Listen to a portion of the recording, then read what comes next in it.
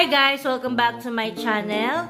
Ayan, in today's video, magluluto po ako ng baked spaghetti without oven. Ayan, kung nakikita nyo guys, nandito po sa harapan nyo ang mga ingredients na gagamitin ko.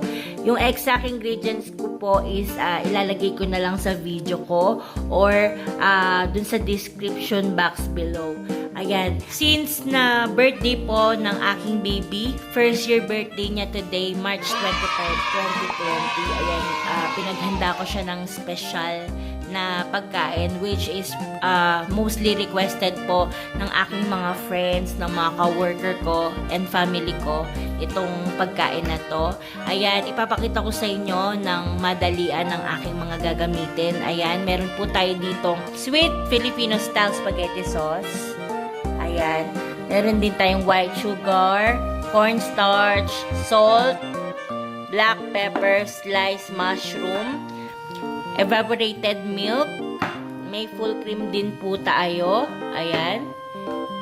Meron po tayong noodles na number 7, ang size niya. Unsalted butter. Ayan, may magic sarap din, onion and garlic.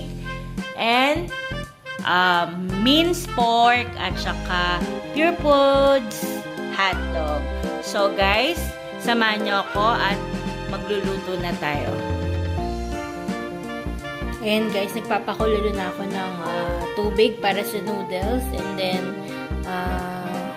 maya-maya konti pag kulong-kulo na, ilalagay ko na yung noodles dito.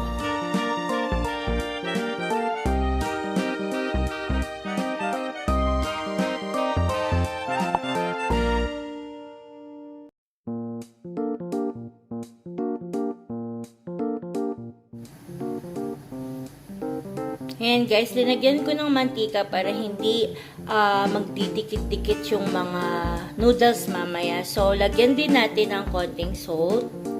Ayan, para merong lasa yung noodles. Then, pwede na natin ilagay yung noodles. Ayan guys, ito na.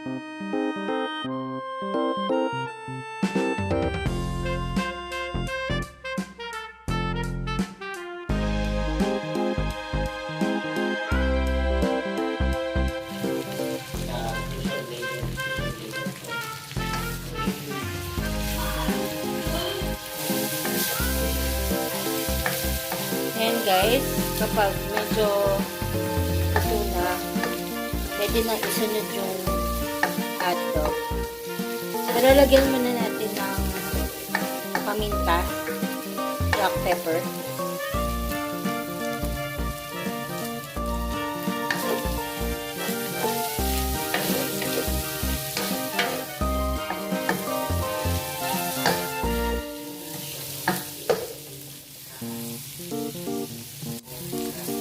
Ayan guys, nilagay ko na yung yung hotdog. Then, saute lang hanggang maluto.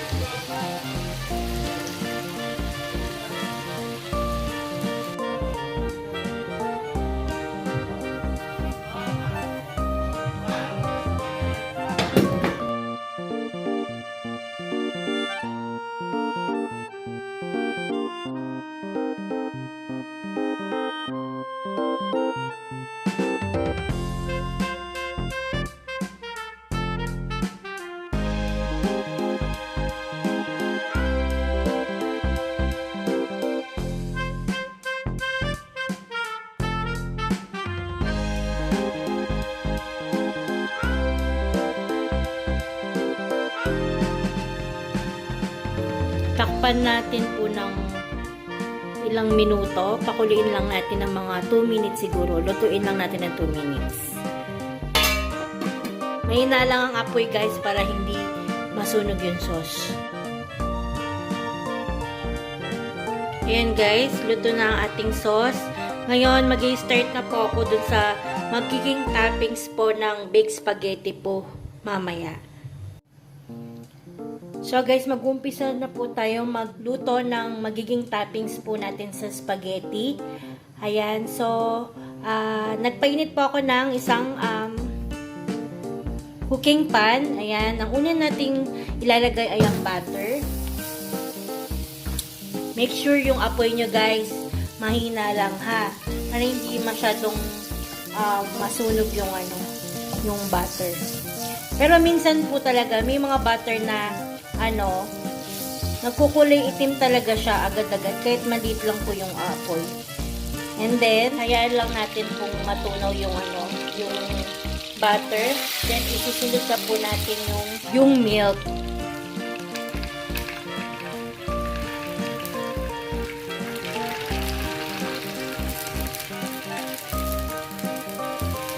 Evaporated milk po to. Haluin lang po natin guys. And then, lagyan natin ng black pepper and salt.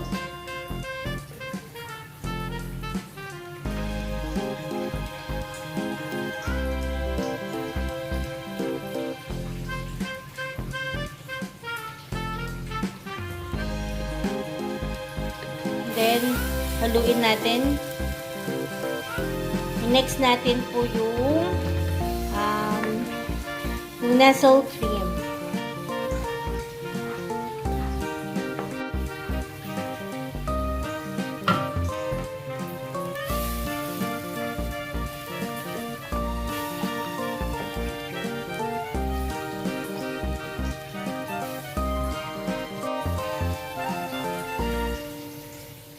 Then, sunod po natin yung cheese.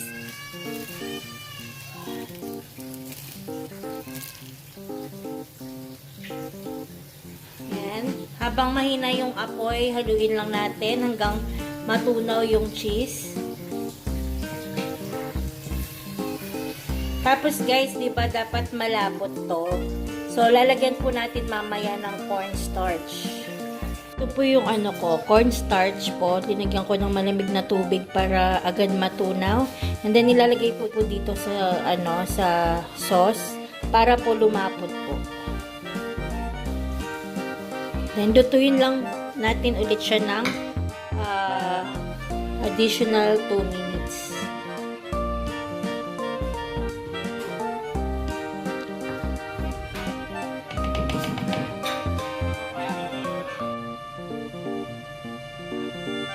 So, ayan na po ang magiging toppings po natin mamaya sa spaghetti. Ayan.